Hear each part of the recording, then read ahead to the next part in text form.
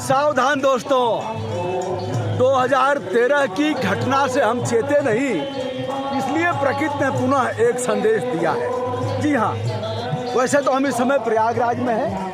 यह माघ मेला का अद्भुत नज़ारा आप देख रहे हैं। सांध्यकालीन समय है, गंगा आरती भी हो रही है। मैं मूल रूप से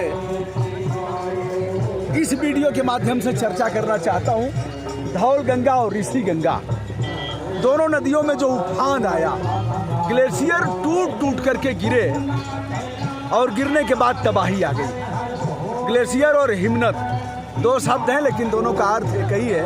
ग्लेशियर और हिमनद दोनों एक ही है। जैसे बर्फ होगी, पहाड़ों पर बर्फ जमा होगी, जमा होते होते होते होते ऐसे जमा होती जाएगी, धीरे धीरे पिघलती है। बर्फ अगर तेजी से पिघलेगी तो पानी तेजी से आएगा, बर्फ अगर धीरे धीरे पिघलेगी तो पानी धीरे धीरे आएगा। उस पानी को आप सिंचाई करिए, उस पानी से नदियाँ हमारी लबालब होंगी, उस पानी से हमारी फसलें होंगी और उस पानी को आप पीने के प्रयोग में लाएंगे। जैसा कि आप जानते हैं, यमुना का पानी दिल्ली में पीने के काम आता है शोधित करके, और हरिद्वार ऋषिकेश में जो भी गंगा का पानी है वही पीने के काम आता है। दोस्तों, अगर प्रकृति के नियमों से आपने छेड़छाड़ किया तो जिस तरह से केदारनाथ में त्रासदी आई थी वैसी ही त्रासदी लगातार आएगी। जून 2013 में ऐसी त्रासदी आई, बादल फट गया था, बादल फटा और प्रलय आ गई थी साहब।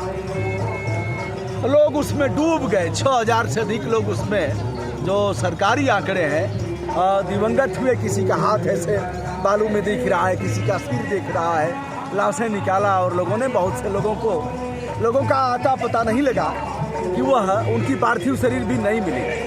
अब समझिए क्या हुआ यह। देखिए आप इधर, हम आपको इधर नज़ारा भी दिखा देते हैं, तो गंगा आरती का आप देख सकते हैं, और इधर भी जो नियमों के साथ छेड़छाड़ की गई है उसे भी हम दिखाते हैं। पहले माघ मेला होता था तो दोस्तों था क्या, अभी कुछ लोग आके इसी में डिस्टर्ब करने लगे। हमने कैमरा घुमाया तो लोग थोड़ा शांत हो गए। अब तो यहाँ पहले लालटेन होता था, ढिबरी होता था, लाइटिंग की व्यवस्था नहीं थी। लोग यहाँ आते थे, कल्पवास करते थे। जो कल्पवास था, एक कल्प के बराबर वह वास होता था। दोस्तों, बताते चले कि ऋषि गंगा और धौल गंगा में जो परियोजनाएं थी, उस परियोजनाओं की ऐसी की तैसी हो गई। जो बिजली बनाने की परियोजनाएं संचालित हो रही थी, वह सब बहा करके प्रकृति ने ऐसी की तैसी कर दिया, उसका नाश कर दिया। संदेश दिया है कि अभी भी समय है, मान जाओ। हिमनद जब जमते रहते हैं ग्लेशियर, और एकाएक जब टूट करके गिरेगा तो आता है झीलों में, आता है नदियों में, आता है जब पहाड़ों से टूट करके आएगा तो उसकी ताकत, उसका फोर्स बहुत तीव्रतर होता है। 138 की संख्या में वह झीलें हैं, और उन झीलों को प्राकृतिक रूप से प्रकृति ने बनाया है। झीलों में हलचल होगी, झीलों में कभी कभी बर्फ जम जाता है, पानी जम जाता है, और जब वह बर्फ टूटेगा, जब टूटेगा तो तेजी से पानी आएगा। अब वहाँ क्या था, लोग सामान्य तरीके से काम करते थे। या तो अच्छा था कि रात का समय नहीं था, दिन का समय था। अगर रात का समय होता तो पता नहीं तबाही का मंजर और क्या होता। तो दोस्तों, बताते चले कि जैसे ही ऋषि गंगा और धौल गंगा, बहुत सी नदियाँ तो ऐसी हैं लोग जानते भी नहीं, यह गंगा की सहायक नदियाँ हैं। और जब उन नदियों में तेजी से पानी आया, और वैसे भी पहाड़ की नदियाँ तेजी से बहती हैं। अगर आपने देखा होगा ऋषिकेश में गंगा को, हरिद्वार में गंगा की सप्तधारा को आपने देखा होगा। तो इस तरह से जब पानी आया तो हलचल हुआ, लगा कि कोई भयंकर त्रासदी फिर से आ गई। लोग भागना शुरू किया, भागो भागो, जान बचाओ। केंद्र सरकार लग गई, प्रदेश सरकार लग गई, मिलिट्री लगा दी गई, वहाँ की स्थानीय फोर्स लगा दी गई, बचाव के कार्य किए जा रहे हैं। लेकिन अभी भी हाई अलर्ट है, कभी भी कोई बड़ी दुर्घटना हो सकती है, इसलिए बचाव के कार्य, राहत के कार्य लगातार जारी हैं। 18 लोगों के पार्थिव शरीर पाए गए हैं और शेष हजारों लोगों की तलाश की जा रही है। वैसे तो आंकड़े 200-300 बताए जा रहे हैं, लेकिन बहुत से लोग इधर उधर गायब हैं, भगे हैं, कई गांव खाली करा दिए गए हैं। तो अगर हमने नियमों की अनदेखी किया तो परिणाम यही होगा। कई वैज्ञानिकों ने यह कहा कि भैया गंगा पर और इन नदियों पर बिजली की परियोजनाएं न बनाई जाए। अब देखिए बजट की अगर बात किया जाए, सोलर एनर्जी महंगी कर दी गई। अब भगवान सूर्य के पास इतनी क्षमता है, इतनी ताकत है, इतनी ऊर्जा है भगवान भास्कर के पास कि आप उसका बनाइए ना। अब सोलर पैनल महंगे हो जाएंगे।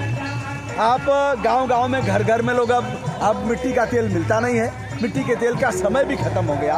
अब लालटेन नहीं जलती किसी के घर, ढिबरी का काम भी लगभग खत्म हो गया है।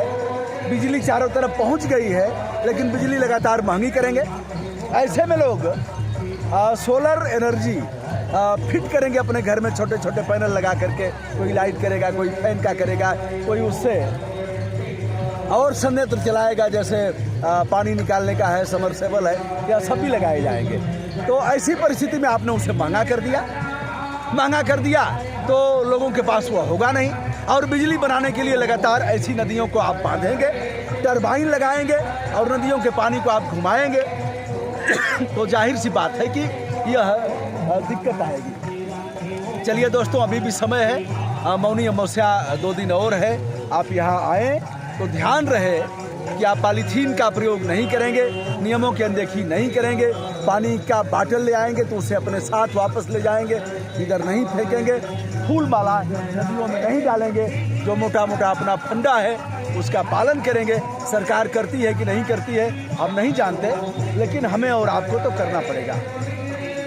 तो दोस्तों, आज के दिन इतना ही कहना था। जो 138 हमारी प्राकृतिक झीलें हैं उनमें भी परिवर्तन आया और वो अभी कभी कभी जम जाती हैं। क्या नाम है बाबू?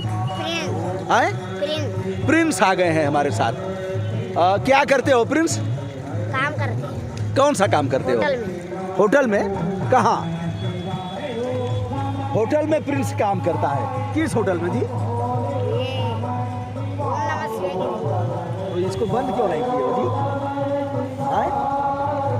ओम नमः शिवाय होटल में। तो क्या करते हो होटल में? बर्तन धोते हैं, खाना बनाते हैं। होटल में प्रिंस बर्तन धोता है, खाना बनाता है। खाना बनाते भी हो? हाँ। नहीं बनाते। तो कौन बनाता है? मेरे घर वाले। घर वाले बनाते हैं खाना और प्रिंस बर्तन धुलता है। तो कहाँ के रहने वाले हो प्रिंस? फतेहपुर के रहने वाले हैं। पापा का क्या नाम है प्रिंस? धर्मेंद्र। और मम्मी? राधा के बेटे हैं, धर्मेंद्र इनके पिता है। और प्रिंस बर्तन धुलता है। कितना देते हैं लोग होटल में? 4,000। किसको देते हैं 4,000? मम्मी पापा को? मम्मी को देते हैं। और पापा को? केवल मम्मी पापा मिलकर के 4,000 पाते हैं और प्रिंस भी बर्तन। ठंड नहीं लग रही है क्या जी? आए? कपड़ा नहीं। कपड़ा तो होगा आज। आए?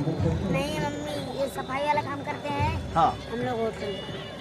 तो प्रिंस यहाँ क्या कर रहे हो अभी बताओ? आरती देखने आए? आरती। प्रिंस आरती देखने आया है और सफाई करते हैं इनके पापा और मम्मी बर्तन धुलती हैं। आप बर्तन अपने भी धुलते हो। पढ़ाई नहीं की हो ना? पढ़ते हैं। कहीं पढ़ते हो? सही। अंग्रेजी भी पढ़ते हुए ABCD आता है? 1 की स्पेलिंग जानते हो?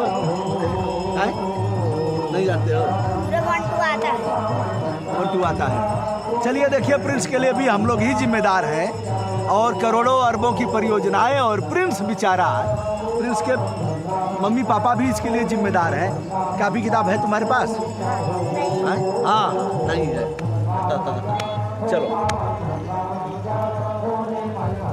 लेकिन खरीदोगे नहीं तुम, मैं जानता हूँ। नहीं भैया, आप लोग कहते हैं यहाँ से चले जाएंगे। इस पर क्या लिखा है बताओ? नहीं, ये क्या लिखा है?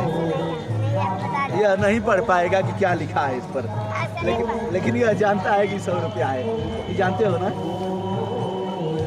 यह देश का दुर्भाग्य। और हम लोग भी सबसे, अगर कोई दोषी है भैया तो इसके लिए ब्रजभूषण दुबे है। अपने आप को कटघरे में खड़ा करता हूँ। उसके बाद प्रिंस के मम्मी पापा हैं और सरकारें हैं। कब होगा? यहाँ कोई स्कूल नहीं है। ऐसे हजारों बच्चे आपको घूमते हुए मिल जाएंगे। सफाई कर्मचारियों के बच्चे हैं लो, लेकिन इसका कलम वलम खरीद लेना है। ठीक है। और नज़दीक नहीं आना है, गिर जाओगे तो डूब जाओगे ना। देखिए गंगा मैया का चल रहा है भैया, और बेचारा प्रिंस।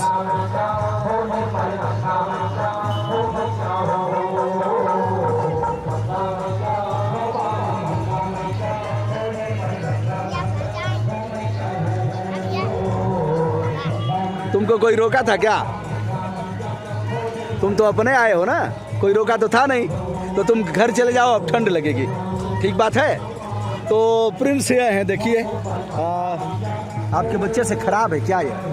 अच्छा है ना, क्यों नहीं पढ़ते हो? चलोगे हमारे साथ? आए, तुमको खूब पढ़ाएंगे। चलिए, जिम्मेदार हम लोग हैं, विनम्रता के साथ हमारा नमस्कार स्वीकार करिए दोस्तों। भारी मन से प्रिंस आ गया है, पता नहीं कहाँ से, इसको कोई बुलाया भी नहीं है, लेकिन आ गया है। तो यह अपनी जिम्मेदारी भी अपने सर पर लेता हूँ। सादर नमस्कार।